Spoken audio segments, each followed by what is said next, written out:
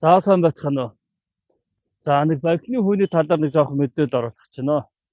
За Монгол улсын иргэн түн банкнд мөнгө хадгалуулаад бол яг хадгаламжийн хүүгийн орлогоос 10% орлогоо албан татвар төлж байгаа.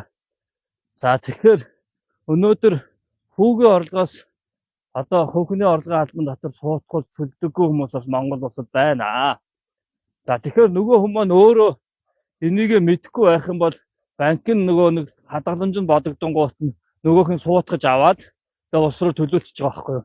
Тэгэхээр иргэн хүн өөрөө л яах вэ? Мэддэг байх хэвээр. За тэгэхээр ямар хүн хадгаламжийн хүүгийн орлогоос татвар төлдөггүй гэхээр хөгжлийн бэрхшээлтэй иргэн байгаад байгаа.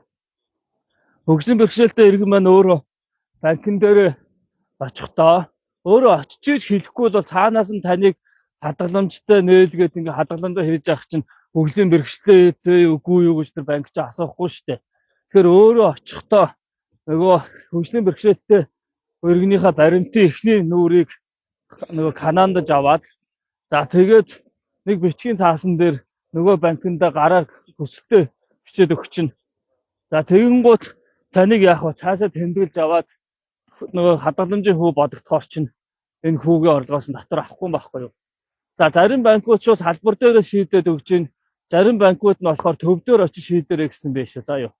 За ингээд хөгжлийн бэрхшээлтэй иргэд байгаа бол та бүхэн банкн дээр сайхан очиод ингээ хадгаламжнаасаа ингээд хүү тооцоолохгүй юм байна гэж ингээ очиж байгаа. За тэгээ баярлалаа.